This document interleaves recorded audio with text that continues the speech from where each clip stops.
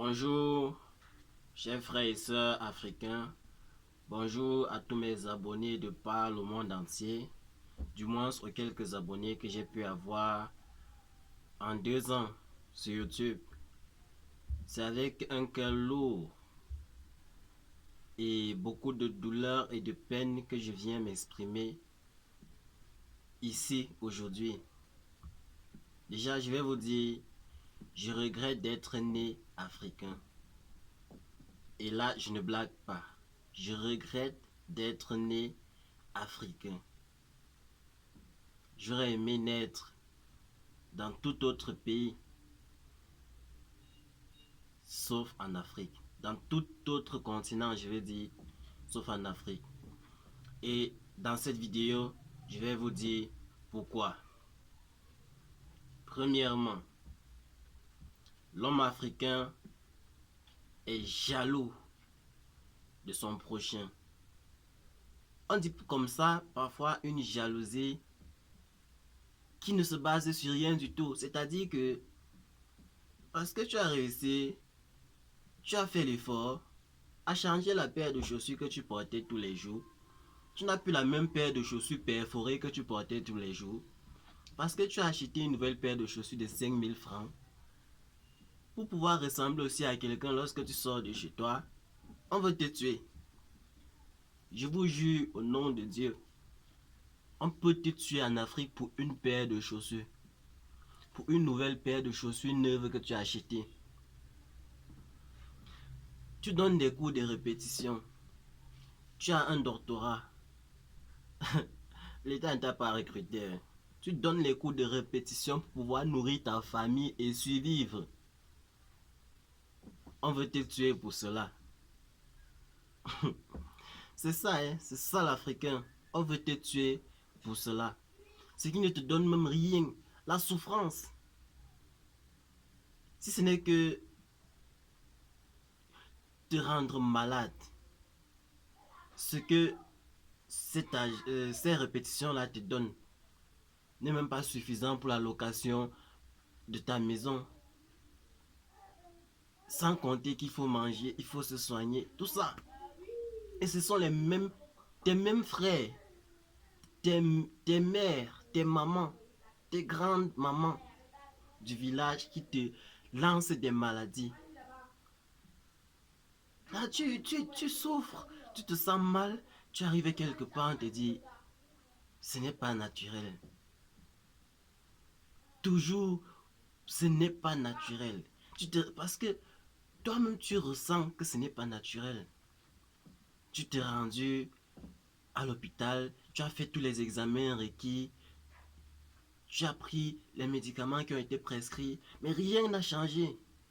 Rien n'a changé. C'est une grand-mère au village, c'est ton frère, c'est ton cousin. L'Africain, Seigneur l'Africain. Je prie, il y a des jours que je prie, afin que vraiment, que Dieu me sorte de ce pays. Que Dieu me sorte de ce pays de haine, de jalousie, de méchanceté, de noirceur d'âme. Pour rien. Je vous jure que ton frère africain peut te tuer pour rien. T'empoisonner mystiquement avec la sorcellerie. Te mettre à terre. Seulement parce que tu es sorti premier et lui peut-être deuxième de la classe. Ça, je vous le promets. C'est ce qui se vit et c'est ce qui est vrai. Excusez-moi si je parle beaucoup aujourd'hui. C'est parce que ça ne va pas. Je viens dans cette vidéo aujourd'hui supplier parce que je sais qu'il y a certaines de ces personnes qui doivent regarder cette vidéo. Sentez-vous touchés parce que c'est vrai. Ce que je dis ici est très vrai. Sentez-vous touchés et surtout que Dieu touche vos cœurs afin que vous puissiez changer de mentalité. Ce n'est pas pour rien que nos frères européens accomplissent des espoirs, font de grandes choses, de belles choses. Mais l'Africain, Son pouvoir, c'est pour la destruction. Sa force, c'est pour la destruction. Il refuse de voir son frère, sa soeur avancer. Pourquoi, dis-moi? Pourquoi dois-tu être jaloux de voir ton frère grandir? C'est Dieu qui donne les bénédictions. Qui te dit que demain, toi aussi, tu ne seras pas une grande personne? Pourquoi jalouser ton frère? Et déjà, comment veux-tu grandir? Comment penses-tu grandir si tu as un cœur de haine, de jalousie? Comment dois-tu grandir? Comment Dieu peut-il t'élever? Franchement, je suis dépassé. Je suis dépassé. Changeons nos mentalités. Nous voulons tous ce changement en Afrique, plus précisément au Cameroun. Hein? Plus précisément au Cameroun. Alors, ce que je peux dire ici aujourd'hui dans cette vidéo, changeons d'abord nos mentalités. Changeons d'abord nos mentalités. Et je vous assure que le changement suivra. Ce n'est pas un homme, ce n'est pas une personne qui pourra changer le Cameroun. Mais c'est tous les citoyens du Cameroun qui pourront changer le Cameroun. Alors, change déjà toi-même. Il y a des rigueurs, on se plaint du mauvais état des routes. On construit des rigueurs. Pendant que le sable vient remplir ces rigueurs, nous, la population, nous, le bas peuple, on est là, on ne fait rien. Quand le sable sera plein dans les rigueurs, les inondations doivent commencer. Inonder les maisons, par-ci, par-là, on va se plaindre. Pourtant, nous aurons pu, à notre niveau, faire quelque chose pour éviter cela. Mais personne ne l'a fait. Personne ne l'a fait.